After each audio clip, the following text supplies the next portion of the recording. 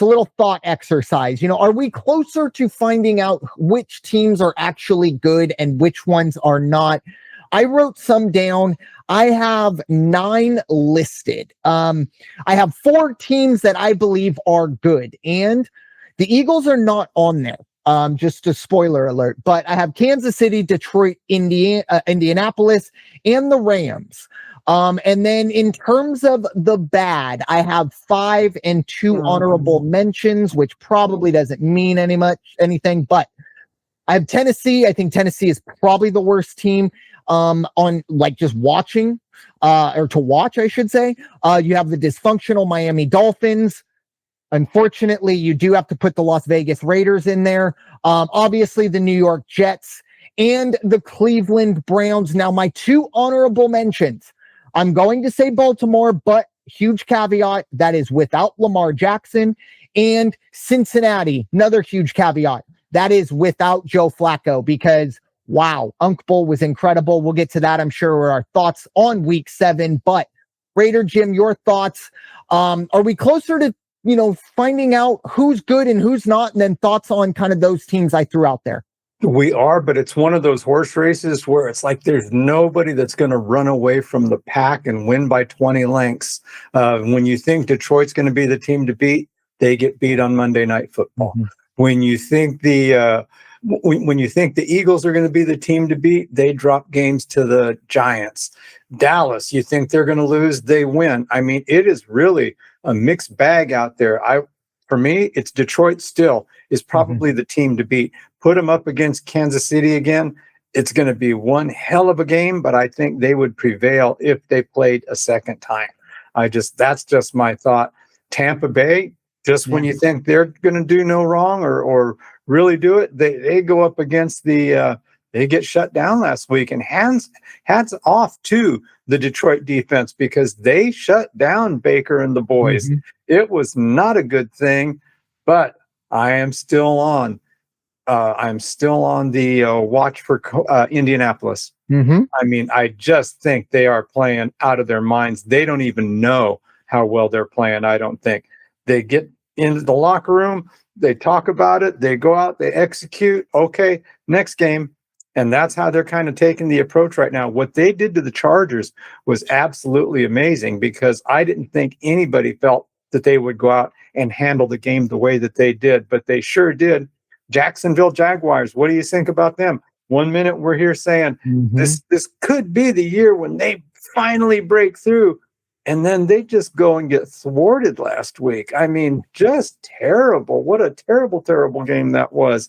But also, he was getting hit again. Old Trevor was getting banged around back there pretty good. So if that's what's going to happen, they aren't going to win because we both said once you get to him, he's shaken. The Raiders, we don't have an AFC West game this week. So let me say this about the Raiders. 95 total yards of offense. That's what I see when I look up high school games. I see over 100 yards in most cases, but you say, oh, look they got 95 this week. That's pretty darn good. 95 yards.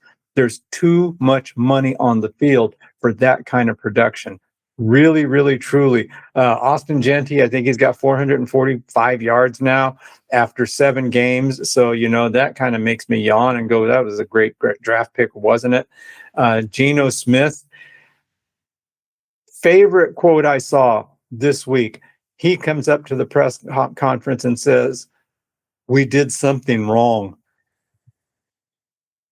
How do you even respond to that? Just like, wow, that's an astute comment right there.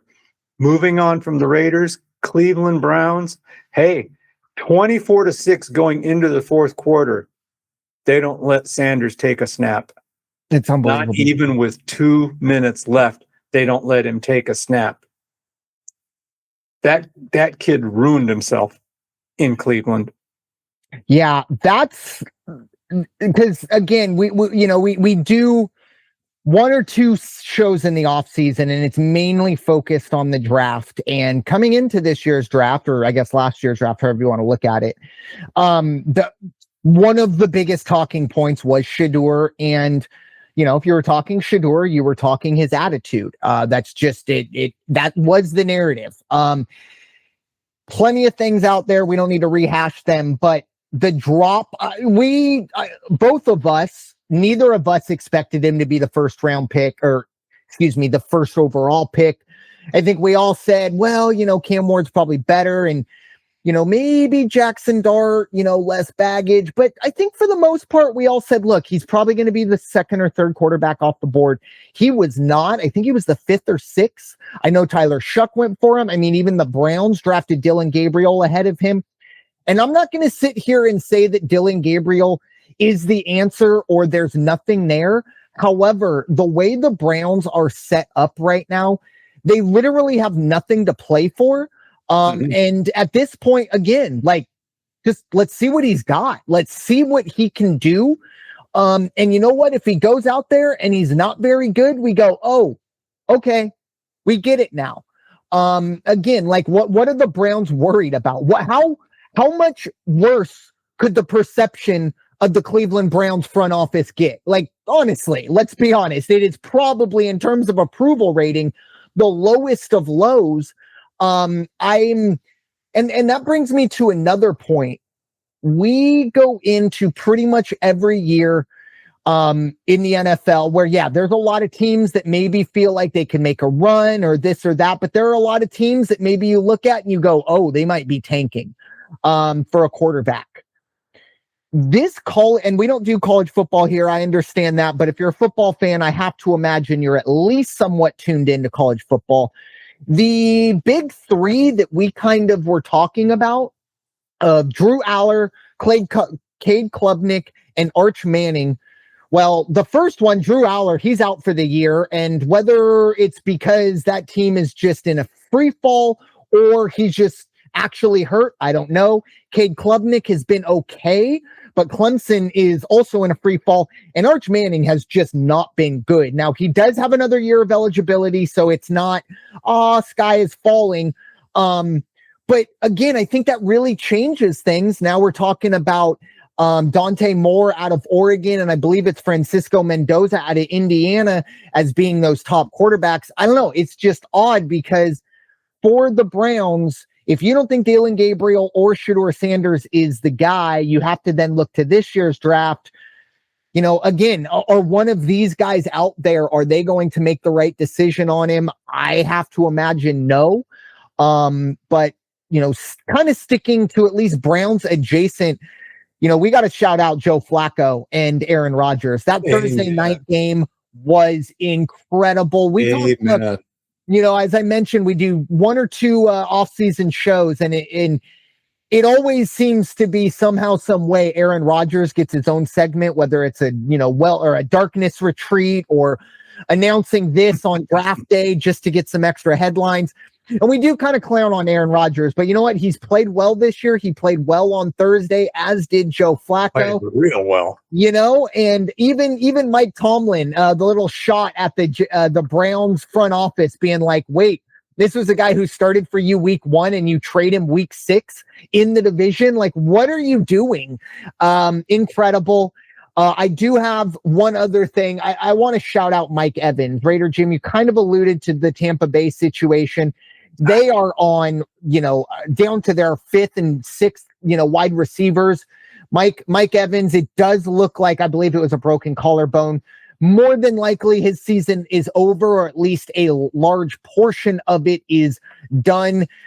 He is not going to have a chance to break the record of the great Jerry Rice of getting 12 straight 1,000-yard seasons.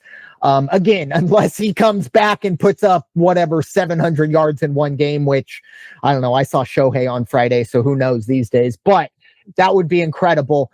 But I just wanted to shout out Mike Evans. I personally believe Mike Evans is the most underrated player of my lifetime. Sure, we talk about him, but I don't think we talk about him nearly enough. He is probably a generational wide receiver, and he's just kind of, I think he's taken for granted. So I want to shout out Mike Evans, a very unfortunate kind of end to get, or at least ending a large portion of his season, because if anybody can come back from this this season, it would be Mike Evans, but I did want to shout him out. Raider Jim, do you have any thoughts on week 7 as a whole?